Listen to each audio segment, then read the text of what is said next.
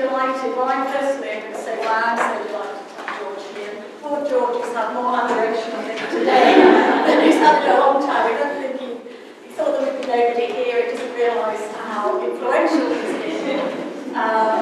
And for me particularly, he is one of those names. I've had his book on my shelf for years. I've passed it on to people, I've used his work, so I know George's name. He has never heard of me, but I've heard of George Noblit, so we were so delighted when he came over. But that's an aside. And one of the things I love about George's work is the thought about production of knowledge and how it might change over time. And when we booked this room here, does anyone of you, I know some of you do, but does anyone know what this building was before it was the Democrat Galleries?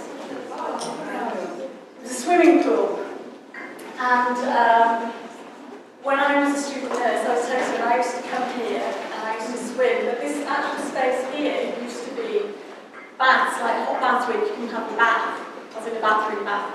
And I was so poor as a student, I used to come here and have my bath and then have the swimmers at the same time.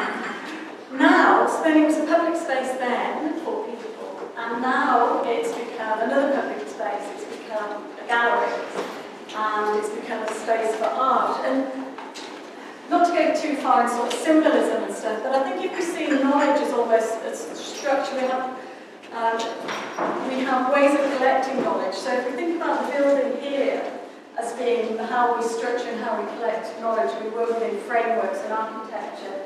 But actually, knowledge has to develop over time, and it serves different purposes at different times. So this building suited the purpose of swimming and physical activity at one time, but for some reason or another it became not fit for purpose, and it's now transformed into something else. We've got the same structure, we've got the same framework, it's probably got the same sort of identity within Edinburgh, Scotland, in terms of the building, but what's within it has changed. And if we see that as almost a metaphor for how knowledge should develop and change over time, and that if we believe as researchers and practitioners we're sort of lifelong learners and we have to always adapt how we view knowledge over time and it doesn't stay still, but that we can learn from the past and then take it forward into the future. And I was going to say, I was really about George before, in a way, because I was saying that in a way, the work he did was in the 1980s. That's when he first wrote his book on meta-ethnography, and I think it's really useful to understand why and how he started doing that and what's happened over time as well, and how has it got the same relevance now as it did then, or is it not now sort of quite fit for purpose, but we can keep the framework and change what goes on inside and how we view it. So I'm not going to say much more now. I'm going to introduce Emma France, and Emma France is a senior lecturer at the MMAP unit in the University of Stirling, and they're co-hosting this event with us. So I'm going to introduce Emma to you, and she'll tell you a bit more about why George is here, and then we'll get on to the seminar on George as well. Oh, sorry, before I start, we're tweeting. If anyone wants to tweet, there's a hashtag over there, which is hashtag George Noblit. So feel free to tweet during the event. He doesn't know who the superstar is. Also, you probably can't see, there is a Wi-Fi code and access there. And George, will you tell them about the Untitled Chapters when we get there? I will. So, George is visiting Scotland for this week as part of a project that I'm leading called Emerge, which is to develop a reporting guideline for meta-ethnography. So when I invited him, I had no idea whether he would be willing to come. I was delighted when he said he would. So the project and George's visit are funded by the National Institute of Health Research, Health Services and Delivery Programme. It's a bit of a mouthful. And Ruth and her organisation have hosted the talk today. And when I told George that we had almost 100 people signed up for his talk, he, being a modest man, was amazed, and I hope he doesn't mind me saying perhaps even a little apprehensive. So just to give you a bit of background to George's work, he is the Joseph R. Neikirk Distinguished Professor of Sociology and Education at the University of North Carolina at Chapel Hill in the United States. And he, with Dwight Hare, developed meta-ethnography. And he says he's occasionally written more about it, and he's also consulted on several large qualitative synthesis projects. He has a forthcoming article on the meta-ethnography of auto-ethnographies, as well as a book in process, which is called The Cultural Construction of Identity, Meta-ethnographies and Theorizing, which we are waiting for very excitedly. In truth, he's a more practicing qualitative researcher whose work has won several awards, and he specialises in the study of racialisation and class formation from a decidedly critical lens. He's the editor and author of 18 books, very impressive, and his most recent book is Education, Equity and Economy, Crafting a New Intersection, which is for Springer. He also edits the Urban Review and 2-book series. Most recently, he's the founding editor of the Oxford Research Encyclopedia of Education, which he says he hopes hasn't deterred any Scottish separatists from attending the presentation. George does also have a few links to Scotland. He's an accomplished folk musician with roots in Irish and Scottish folk music. He said if he weren't working as an academic, he would be a full-time musician. And he has a band, the Blue Star Travellers, which he may mention to you. He also has family links to Scotland, being related to Robert the Bruce, so very impressive lineage there. So George's going to talk for about an hour, and then we'll have questions and answers with all of you up until about 5 o'clock. So I'd like you to join me in giving a very warm welcome to Professor George.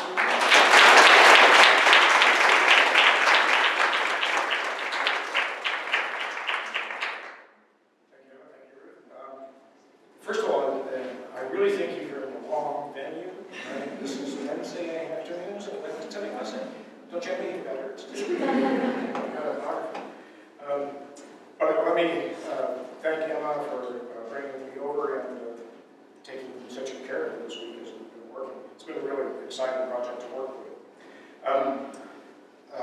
Sam Bain had to leave, but she helped me with a lot of arrangements for this. But the one thing she didn't deliver on was an upright double bass for me to play today. So that would have been better than what you're going to get. So, but anyway, thanks for this. My wife's up on the Iowa sky. Do you know what woofing is? Organization of organic farming. She raises sheep in the U.S., so she's on a sheep farm, having the time of her life.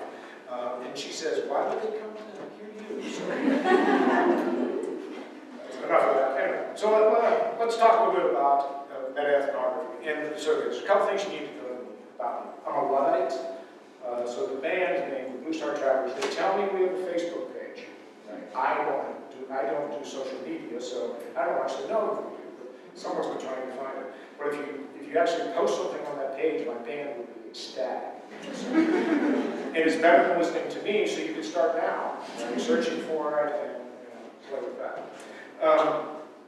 So let me move to just telling a story about meta-ethnography. So I'm a child of the 60s, right? And the work that I was originally doing was based in school segregation. I studied ethnographic studies of school segregation. And there were 6 studies funded by our National Institute of Education at the time, and they brought us together every year or so. And they said, "Oh, we're going to commission a couple of people to write summaries of this, all in one." Which they did, and these were really good people. This is not a complaint about the quality of people or the work they did. But they then sent the summaries out for review. And an anthropologist of education named Mark Comte responded, "Oh my God, these are absolutely useless." Okay? And that kind of started this whole story. And so Dwight and I got interested in, well, why were they useless? Well, and it's because they didn't think about synthesis as its own activity. They were interested in content or methodologies and things like that, and they ended up pulling things that were interesting to them, but they didn't actually speak to people outside their own audience or own group. So we then said, okay, let's spend some time and think this through. And then I made the mistake of writing a paper with the title Meta-ethnography. And the reason it was a mistake was because I was actually trying to figure out interpretation. I really wasn't that concerned about the synthesis thing. If it failed, we were going to mess with it a little bit. But I wrote that, and then Sage Publications saw that paper, and they went, we want you to write a book about it. Now, I'm going to call the book The Little Blue Book, because that's what my graduate students call it, right? The Little Blue Book. So the Little Blue Book comes out of a series of failures and accidents. I don't know that I would have written it if Sage hadn't come and asked us to, but we were thinking about it. I think there's a few things to say about the book. First, we were writing during the crisis of representation in anthropology. Those of you who are old enough to remember that period, it's when we realized that anthropology and ethnography were going about a crisis. And they actually were acts that enabled other countries to be amenable to the West. So we could exploit resources or economies or whatever. And of course it was driving anthropologists nuts. And as an ethnographer who started his career, it was driving me nuts, right? Because you're going, okay, how do I position myself in this moment? We were active in the civil rights movement, the anti-war movement, things like that. As a child of the 60s, we were fully into that. But when you move to qualitative research, because you think it's a more humane activity, and then you get blasted with this. So when we started to go down the route of doing the book on meta-ethnography, this is big in our mind. So that meant that we did a few things from the beginning. One is to realize there is all that we get out of accounts are interpretations. There are people who want to synthesize data, and that's fine, I don't care if people want to synthesize data.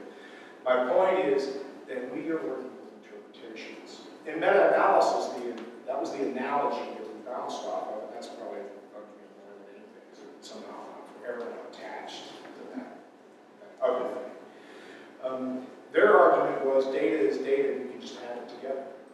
And that strips context. So whatever the context the data set was generated in gets lost as they add data together. And we were very worried about people thinking you could just add qualitative studies and everything would work out. Well, they don't add in the same way because we're generated by people like us. We go out in the field, we spend time with people, we interpret what they're going through, we critique it, we take random assumptions in the field, all that kind of stuff, what culture is.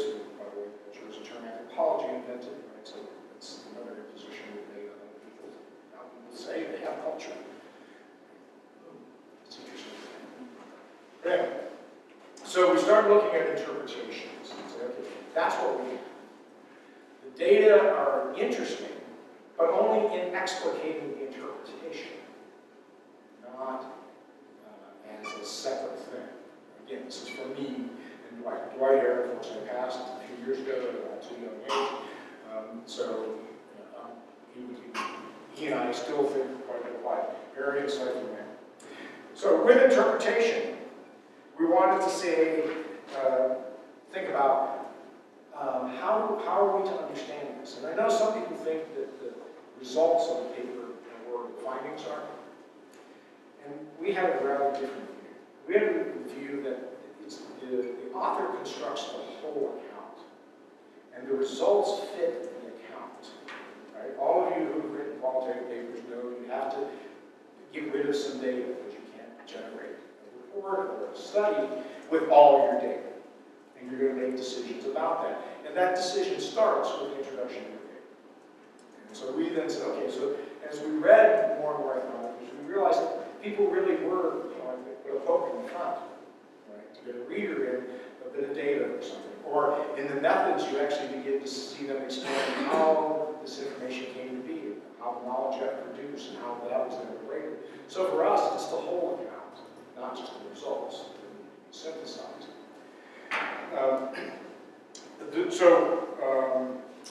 We started down that pike, saying, okay, the whole interpretations, and then how to read the studies. So we started thinking about the reading of the studies. The studies are, you can look at studies on a couple of levels. For us, as Ruth was saying, I work out of sociology of knowledge. We tended to look at them as cultural productions, performances of a particular weird kind of people like me. Right? These weird kinds of things that end up published in obscure places that 5 people read. But we do these productions, and so we said, okay, as a form of knowledge, as a form of cultural production, what do we want to learn from synthesis? And for me, the goal was to be able to comment on the field of study. And that's at odds with some people who want a more definitive, conclusive result, and I get that. But for us, this is really about understanding how knowledge gets constructed, what knowledge we have. And I use knowledge advisedly, because I don't think it's a noun. I think knowledge is a gerund or a verb, right? And so when I use that word, maybe I should replace understanding, how we understand the field of study. And I've reached the age where if I put these glasses on, you're a blur. If I take them off, I can see you, but then I can't see the page. Right? So I'll be doing this a lot. And I've got 2 or 3 different, these are reading glasses, so I have 2 or 3 different strengths. And if I've got that going, it's kind of off, not only off the page, but out of the room. All right, so there is a relationship, I think, of synthesis to ethnology and anthropology. We spent some time looking at ethnology, but it was really mired in the crisis of representation. Ethnology turned out to be, at the time, and I think that it still can be read somewhat to this day in the same way, is the way of the West making taxonomies of others. And at that time, we went, okay, we're not going to take any lessons from ethnology because of projection. Later today, you'll see I'm going to go back towards it using a different example.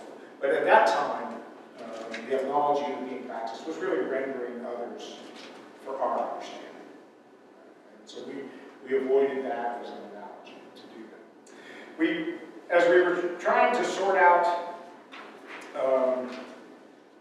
how scholars constructed their texts, we started to think more in terms of literary things. Saying, okay, language is a key issue.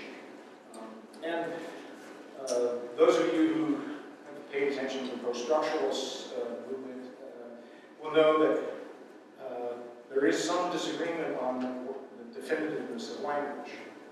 We went with the post-structuralist argument that language is wonderful, messy, rich, loaded with context and history, metaphoric production. It is not a literal activity. So for us, we want to say we have to understand these accounts as having more in them than the words say. And we wanted to think about how words get used. So we tend in life to pick a word that we've used somewhere else and move it over somewhere.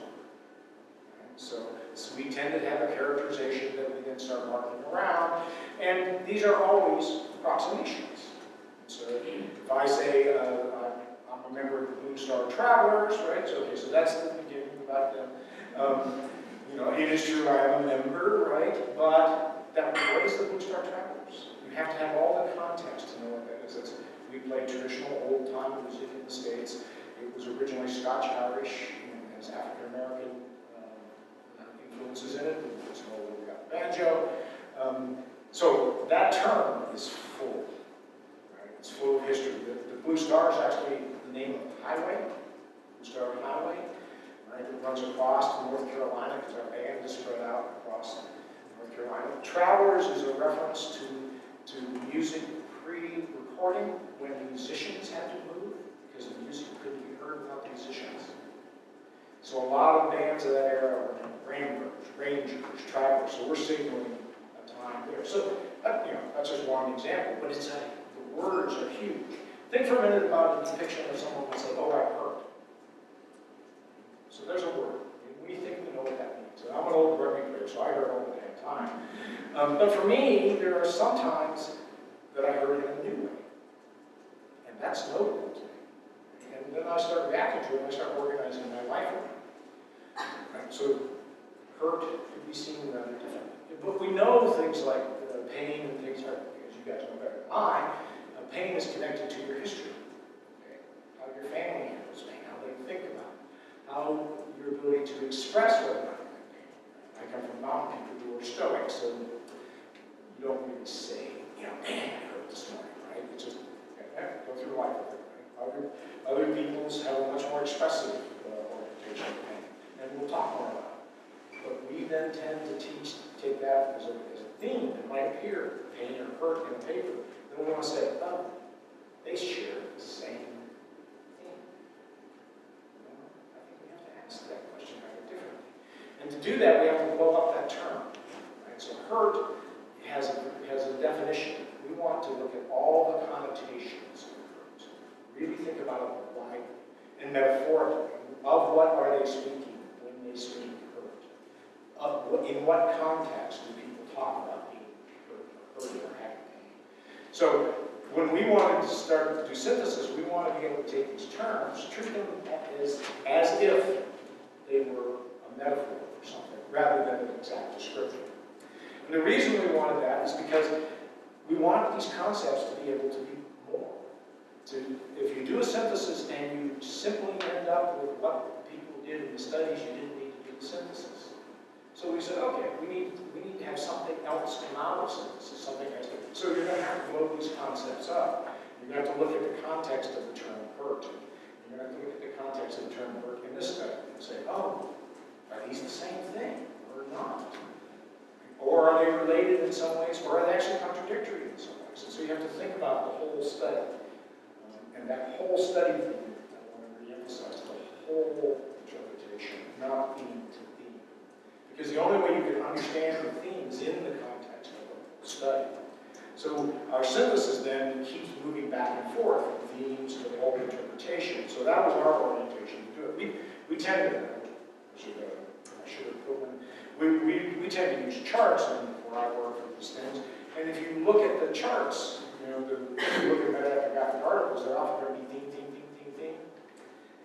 That's really not what we meant. We now talk about it in terms of the word I wish I had used then was storyline. Right? You're going to synthesize the storylines. And then you use the themes to explicate the storyline rather than focus on synthesizing the themes themselves. And we hope that in doing that, you begin to reveal some things that were not apparent in the individual studies. That would be an added value for doing synthesis. And now I have to tell you, I have no idea where I am in my paper because I started moving off. That's okay. We'll get there.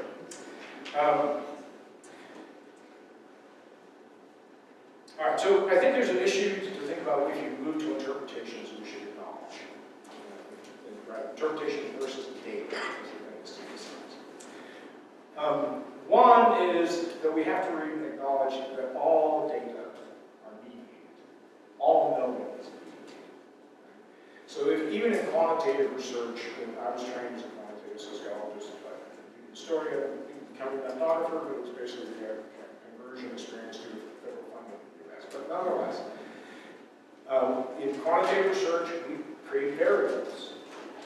And then data must fit in these variables. That's a particular logic. So that data then is a mediated event. In ethnography, we do the same thing. We're mediating what other people do through our own lenses. And so for me, it's really important to think about, right, data isn't like what we think about it, what it is no matter what. It's always mediated.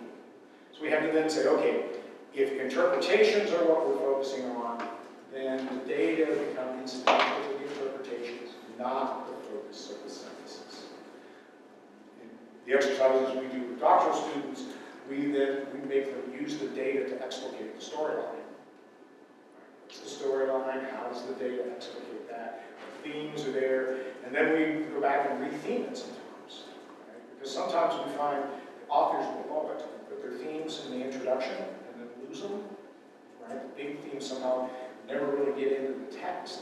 Sometimes we find authors actually have a counter story in their paper that they don't acknowledge. Right? So we go, oh, that's interesting. Let's get that in there. Right? So we can mess with their interpretations somewhat as we build the story. So we're not totally tied to what the author says, but clearly we're tied to the account. And one of the, I'll say that. So when we have a language that's got a lot of room in it, so if a theme, it fits in a storyline, and the theme and storyline can be seen as metaphoric, and you've got some stuff to do, right? You can move things around and see things in new ways. And one of the ways I tell my doctoral students is, it doesn't work this way. When the old dictionaries, there's ones that were about that thick, and you can find the early usages of the early forms of words. I often have them when they're having trouble thinking about blowing up a concept. Go get the old meanings. Right? Just go to the dictionary. Pull out one of those old dictionaries and find what was the origin meaning. Right? What are the multiple connotations of the term? And then come back to the paper you're reading with those in your mind. Because you think, oh, what's policy? What's the root of policy? Come on, they're all English. Police, power. Right? That gives you that's a good reminder. All this work in policy studies, oh, we're all about power. So, oh, okay, then that gives you a slightly different way to enter that. You know it, but you're not paying attention to it. Those are the terms. So you can blow up concepts by thinking about multiple connotations. Terms. So, don't have one. All right, so when Dwight and I finished the book, we thought about ignoble death. It was one of those things that hit the market like a thunk, boom, and it just sat there. I think the first year we sold 22 copies. So, one off, move on, I went back to doing ethnographic research. But for some reason, the thing kept ticking along. So here. Emma tells me there's some 300 done. More. So what happened? All right. Well, I think there's a few explanations. One is, of course, more and more qualitative studies have been increasingly done. There's more every year. So I think part of that is sheer volume. I think there's also a downside. The idea of making research say something, or practical activity, forcing it into a political discourse, has also made us want to say research says something. As I mentioned earlier, research says nothing. Never has. Only researchers say something. And so when researchers speak, it's different than research saying. For me, when I hear the phrase someone says research says, I know the conversation is over. Right? Because they're going towards not what research says, but going towards what they want reality to be. Right? So research says, and I go, okay, time to leave. So the question for me is how the meta-ethnography's gotten tied up in evidence-based movements. I'm not opposed to evidence-based movements. So in the U.S., there's a movement to move over to education. That one I'm opposed to. In part because education in the U.S. is so highly politicized. And so what works clearinghouse, if you actually go back into the studies that they use, you realize the studies have nothing to do with the evidence or practice that they give you. Right? Somebody is making other decisions with other bases in it. And so with education, we're like, oh, no thanks. We don't really need evidence-based practice if it means that the conversation is over and people are managing the process. But I think it does affect the popularity. More to know. What does evidence suggest we have to be doing? It also makes it a little more utilitarian, right? Remember, I'm kind of back what is a field of study, what we say about a field of study as an outcome. So there's a utilitarian side that I've written about that we're working on. The move to utility changes a field. It changes the nature of knowledge. I'm not opposed to doing it, I do it in everyday life. I just know I've seen how knowledge has changed when we move over. Classic distinction by G.L.S. Shapiro in the World Economic Journal between truth-making and truth-seeking. He argues they're two fundamentally different cognitive activities. In truth-seeking, you want to get all the evidence you can and try to construct an understanding. In truth-making, you probably want to ignore it. Because knowing too much gets in your way. And so, like I said, I'm not opposed to utilitarian thinking, I'm cautious. So meta-ethnography has been bumping along and becoming more and more practice based on volume studies and based on this utility function, both of which I think are something we should be concerned about. And the reason I worry about utility is because we also end up in the situation of the end result rather than what we want to know. And so we really have to look at what people want as the end result. So in education, the political stuff is so devastating in our country. Although I do know that you guys are adapting the things, the policies in the U.S. that have failed. So I apologize for that. There's absolutely no evidence that all the reform efforts in school choice and all that stuff in the U.S. changes the achievement of students at all. But we're exporting it across the whole world, and I'm sorry to say that some of your education policies are following it. So, sorry.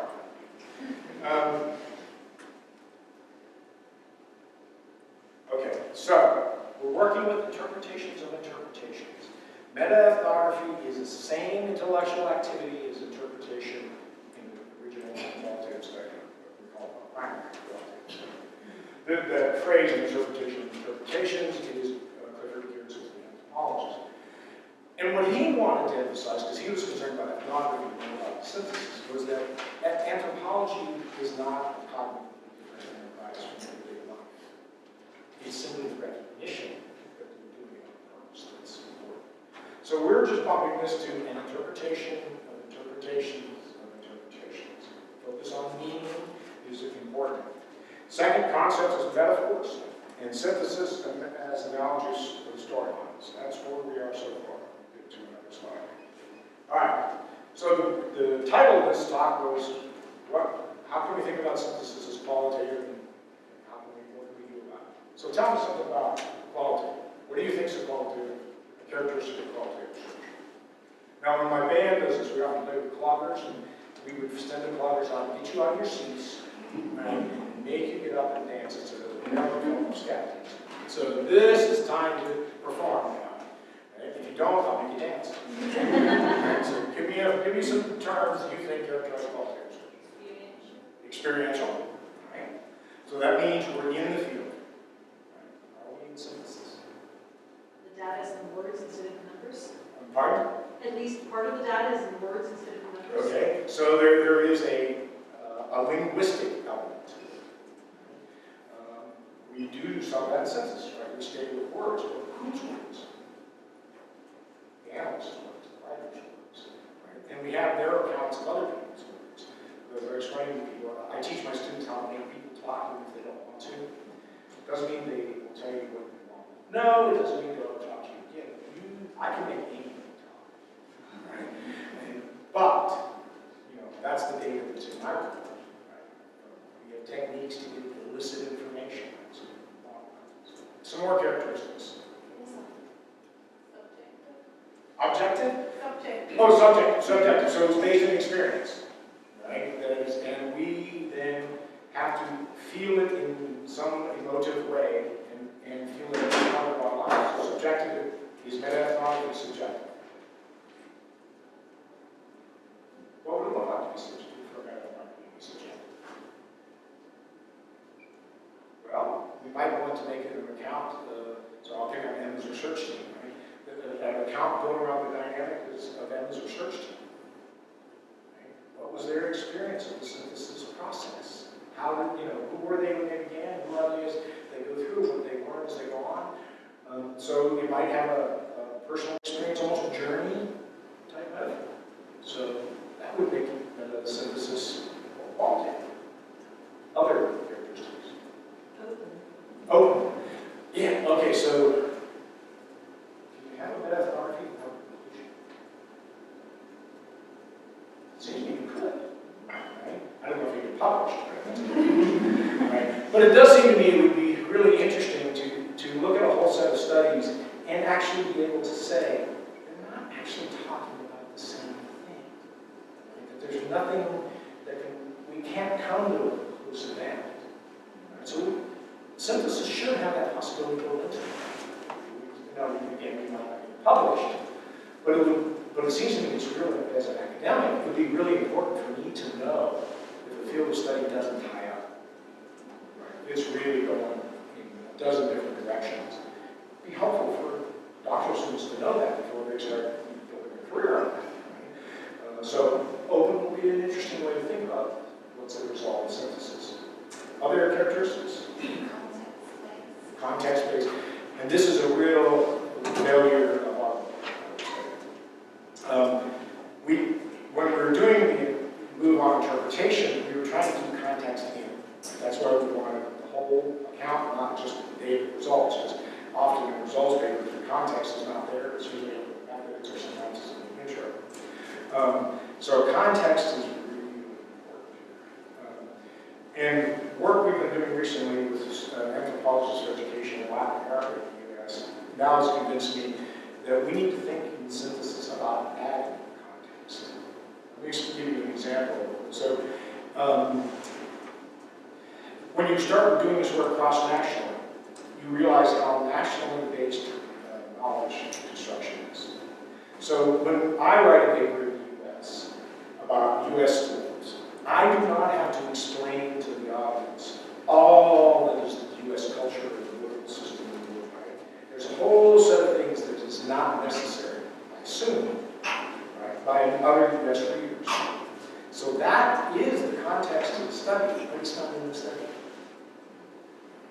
And to the extent to which you're doing it in a similar, if you're doing it in Scotland, right, studies made in Scotland in a particular time period, I point out, right, it's kind of important as policy shifts and all that stuff. So context becomes important, and it might need to be added. What we've learned, for example, the example I used yesterday, the Argentinians, if you folks know the history of Argentina, if you go back to some of the ethnographies of education that were done during the disappearances, there are things that literally would get you killed if you said.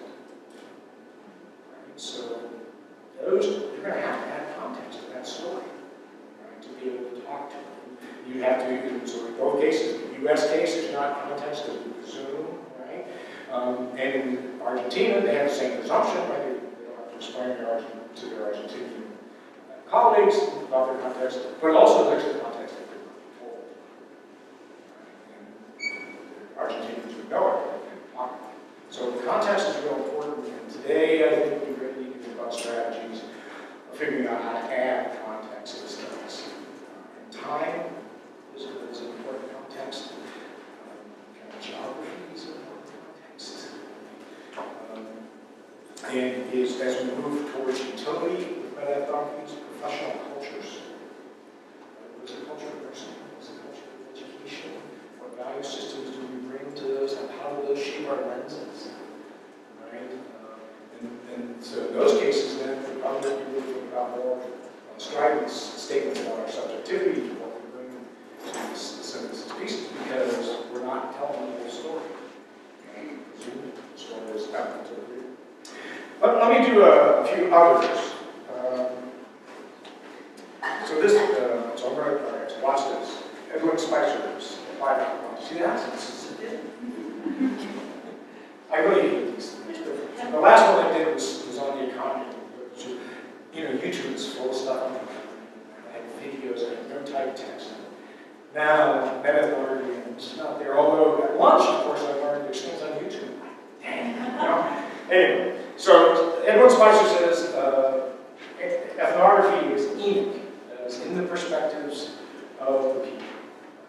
So, right? So in the ethnographies or in qualitative research, and by the way, we wrote about ethnography because at the time we were worried about differences between types of qualitative studies. People were doing the gold standard stuff, which we still do to each other, right? And so we went, well, we know there are some similar things about ethnographies, long-term immersion, and all that kind of stuff. So we stuck here. I think that the practice of researcher census has shown that's not much of a worry, right? It can be applied to a lot of different kinds of qualitative research. I have some issues with how do we know what do research quality things. I have some concerns about when does that run into genre, right? So your disciplining genres is not being good enough. And then sometimes we're working with progression of fields and experience with doing qualitative research. So I think those are contexts. So in the perspectives people. So, we actually talk about our assumptions. Right? We talk about the assumptions made by the investigators in our syntheses. Historical. And Spicer uses history and historicity. Historicity being lived experience of history. Both. But to what extent do we situate studies in time? Do we actually understand their relation in time? For example, studies that cite each other, we should probably be paying attention to them. Right? Because the first study likely influenced the second. Right? And I think it's important to know that these aren't independent acts. Right? Sometimes they're independent, but a lot of times they're already linked.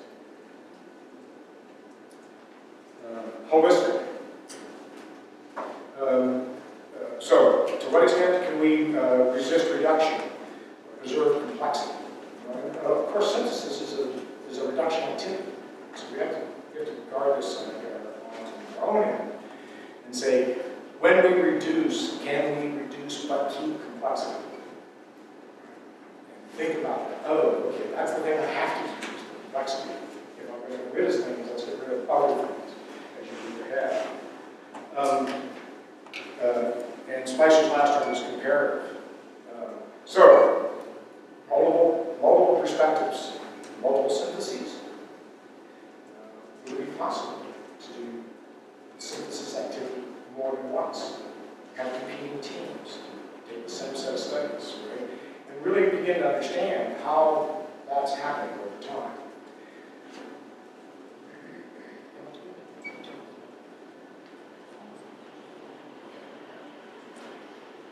So I'm going to speed through some of these.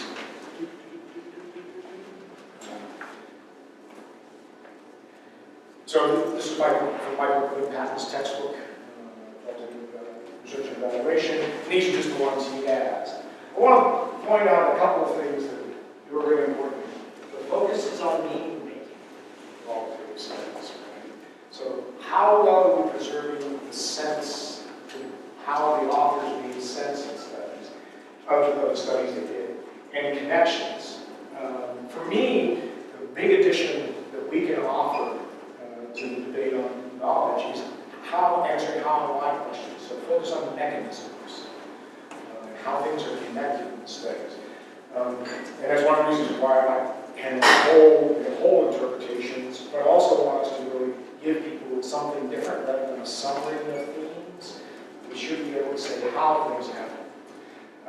And I think we really need to really think about synthesizing the perspectives of the authors in primary studies, and then think about how our own subjectivities are related to them.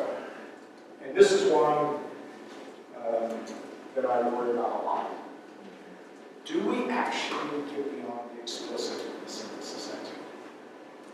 We hope that in qualitative studies and primary studies that we can find the taken for granted assumptions that are hidden in accounts. But for synthesis, it seems that we have slipped a bit away from that. So how can we get a new level of understanding?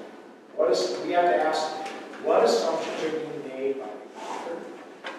What assumptions are made by the activity that's being studied, the scene? What assumptions are built into our synthesis? So I think making explicit and implicit is a goal. I'm going to track on through these. I want to move on to critical.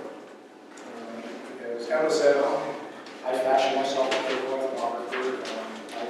My story about going to grad school is I wanted to go to the most Marxist graduate school I could get to, and I got it.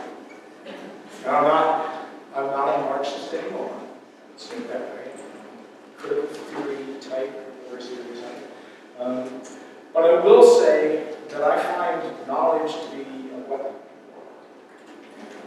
I don't want to be naive about that. Carspecken, this is from his work on critical ethnography. So, in his perspective on critical ethnography, we have to be, this is his perspective, we have to be extremely precise about the relationship with power, to research claims, validity claims, culture, and so on. We have to make the fact-value distinction clear. So we tend to want to forget that these are interpretations, not facts. Facts are social facts, right? Empirical facts. And we have to be really clear about how symbols are used to represent reality, that metaphoric nature of ideas. He then proposes,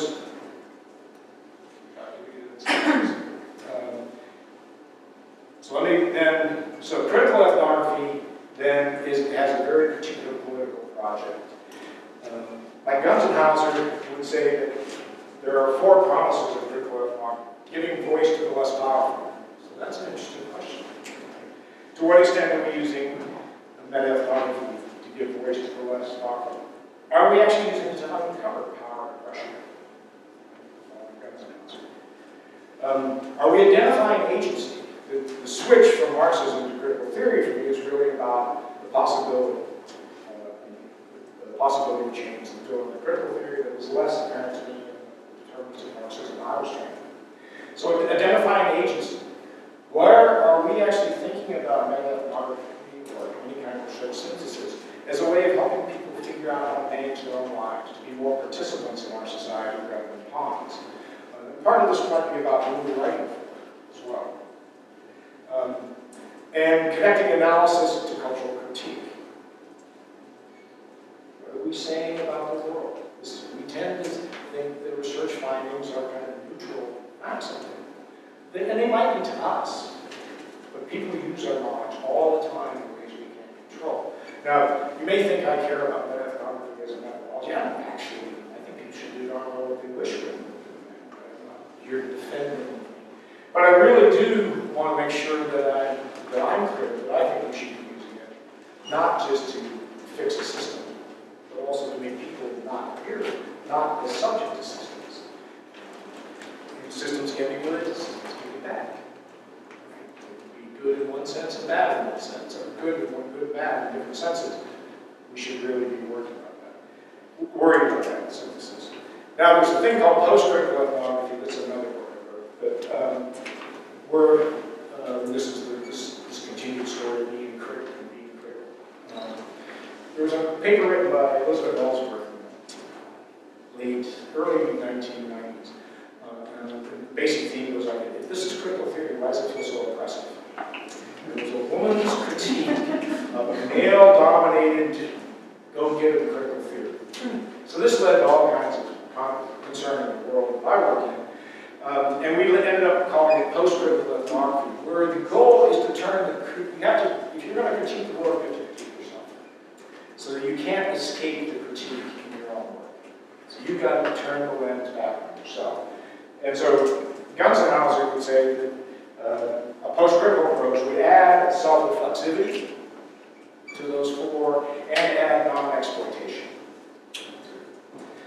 So those are asking a lot of the synthesis, but I think we have to really consider could ethnography play differently in the world currently as they play. And the self-reflexivity, I think, is really important. This commitment to non-exploitation. And I'm going to, since I'm feeling time to do that, I'm going to move through these.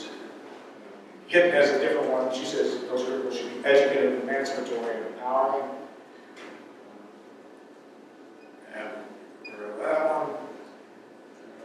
So James Clifford, one of the anthropologists that was prominent in crisis of representation, in his book Predicament, here's his depiction what ethnographic research should be about. It should be polyphonic, interrogative, inventive, subjective. It should be about an exegesis, expression. It's partial, and it should be based in critique. So I ask these kinds of questions all the time. How is what we do enabling some of these? It's interesting to me, these two here. Because in synthesis, we tend to want to get to an answer.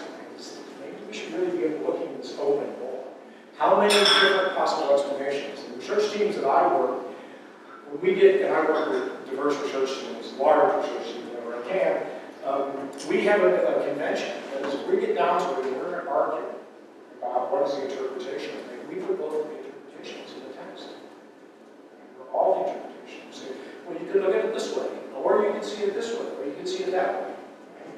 That's actually pretty liberating for the next generation of readers. We've had people comment on our writing going, oh, I never thought we could have multiple interpretations of the same thing. And then it's led to people picking up minor interpretations, or even sending us emails, used to be letters in the old days, emails saying, you forgot this one. It could also be that. And you're like, yeah, good, we can see that. So I encourage us to think about how we find. All right, so two different goals, but they're related. Interpretation reveals the taken for granted assumptions. And I want to press this on this instance.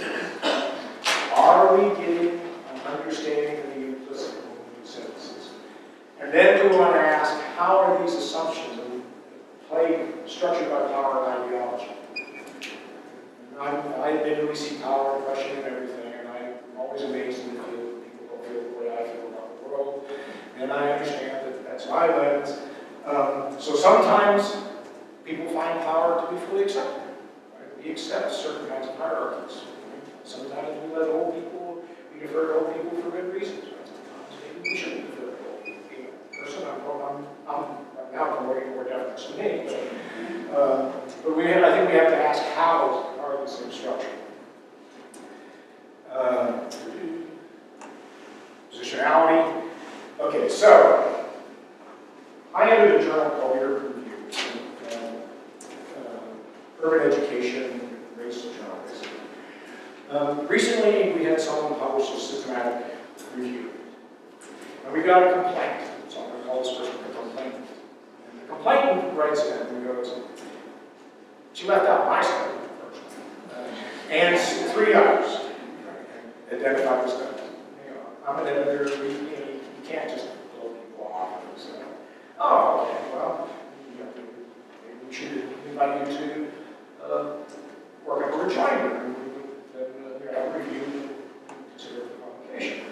And so I took the editorial board. The editorial board said, "Oh, slow down. Right? That means we got to use reviewer time. We have to mix it because there's still space limitations in journals. These journals online. All journals are online. Somehow we're still tied to 6 hours. No. So well, there's that, right? So you can waste reviewer time, and then you have to invite the first author, right, to write a response to so they ask the person what difference does these studies not even make implications to that person's paper. Well, I just finished the 3rd round with this author, and yet there is no difference, substantive difference in authors. Right? So we're not going to publish it. We are good terms, and that almost got intimate. But we don't know whether systematic search makes a difference or not. And we really need to do some things like say, what happens if you randomly select, so you get 50 articles in a search? What's the difference between a random selection or total all? We don't know. We need someone to do that. Right? So come on. As soon as you have your baby, get on it. So the search is a relationship thing. We also don't know if if 2 different teams would come up with the same conclusions from this. So we need some kind of competitive teamwork, right? We said, all right, you guys go, right? Same studies, see what you get. Not allowed to talk to each other. And to really know how much of this really is the interpretation of authors, how much of it is really based. And I think we're different. Margaret Sandlowski, who works at UNC with me, who wrote the handbook of qualitative synthesis, she and I see the world pretty differently. I'm convinced we will have completely different syntheses, and clearly both of us know what we're about. Right? We would care in part because her work was wrought in HIV women who were dying. She wanted conclusive results, but I get it. I'm not always sure that conclusive results, even in times of agony, are the appropriate thing for us to do. So we would have different results. So difference. Is it better for an individual synthesizer or team? And the amount of work usually means we all work teams, right? And I get that. But what kind of team? Do you want people all of the same discipline? People with multiple disciplines? I tend to want diversity, but I don't know. I mean, that's George. George likes diversity. So we need a whole host of methodological studies and just literally experiment with all the steps. Whether we use my steps or somebody else's steps. At each point, what happened? The computer searches, right? We tend to like published articles. The book we're doing, one of the authors is synthesized. He's doing with some of the racial identity through Cross, who's a psychologist. It's primarily quantitative studies, but usually, and when they're published, they're almost all quantitative studies. So we wanted qualitative synthesis. So this anthropologist friend of mine, Charles Price, went back and said, well, we find hints of this stuff. Like they'll say something in the article that, we interview people, and then they quantify it. Right? So he went back and found them all in dissertations. Right? All the qualitative studies were in dissertations, not in published accounts. So he's doing his papers on these qualitative accounts of racial identity theory that were in dissertations. Do we know if it makes any difference whether we do that or not? No. Right? Does it matter which journal they're in? We don't know that. Right? We think some journals are better than others, but does that turn out to be important? I do think there are real differences by discipline. And where I work in the U.S., we write in the first person. And it's kind of the story stuff, the journey metaphor, that's our predominant trope in our writing. But that means our accounts are kind of different. And so if you're mixing different kind of rhetorical styles, does that make a difference? Right? A more science-based account versus a scientific account versus a more subjective personal account. We recently did a paper on meta-ethnography, so auto-ethnography. That turned out to be fascinating. In other words, really great in nursing education, which we decided not to do because we thought we weren't going to get a good job of them. But the ones we looked at on teaching about difference in higher education, we were able to actually begin to really understand how people's individual accounts were being structured by their interactions with students. So it was fascinating to see how that worked. And actually, the synthesis turns out to be about how the instructor is marked, that's a term used instead of by the students, and how this difference gets substantiated or insubstantiated in classroom practice, so that the faculty who are different, racial differences, gender differences, and ableism differences, it's marking becomes essential to the kinds of accounts that are generated. So we need lots of methodological studies. This thing scares me. It's made by a friend of mine, so I don't like to take things out by people that you're against. Right? So this is Robert Berry and Thunders. It was published, some version of this is published in the journal, Teacher Scholars Journal of Mathematics Education. So these are all the things that we need to methodological studies on. Every step here, we need to know, does a procedure make a difference? Otherwise, I don't know why people use the seven or eight steps we had in our book at all, right? I mean, we made those up out of whole cloth. We would Dwight Hare sitting down there, duh, we have to have a section on. How do you do this, right? Well, start with find study. Identifying it, duh, right? So all of those things need to be checked out. I mean, it doesn't really make a difference if you start with a defined research question or just a hunch. Can you just start open? I just want to know something in this area, and I'll just go in and search around so I find things. We need to know the differences in how you specify. When you start doing these search procedures, how do you know when you're going to get rid of this one or that one? Does it make a difference? Like Margaret Samolowski found studies that she didn't think were worthy of synthesis, so she did what she called meta-summaries. Does that make a difference? I don't know. What we could do comparative studies using different reasoning for all of that. All right, so I'm going to end with two things. And first, I think that the procedure that we use now to identify studies is akin to survey research ones. Let me explain how I can. So and this is, I blame us in our book for this, and I blame the computer technology for it. I always blame. So So we didn't really think through what are the alternative ways one could relate to texts. And so when we can go to my lab, we were doing the meta-ethnography, a lot of ethnography piece. I literally went to my computer, I went to the library, typed in keywords, different pieces of keywords, generated all these studies, right? And then narrowed down. So we have something like what? Population studies. And then we could apply a statistic to them, or we could apply a thematic analysis to them. But basically what we're doing is describing like things. Right? And that's really pretty much akin to a survey logic.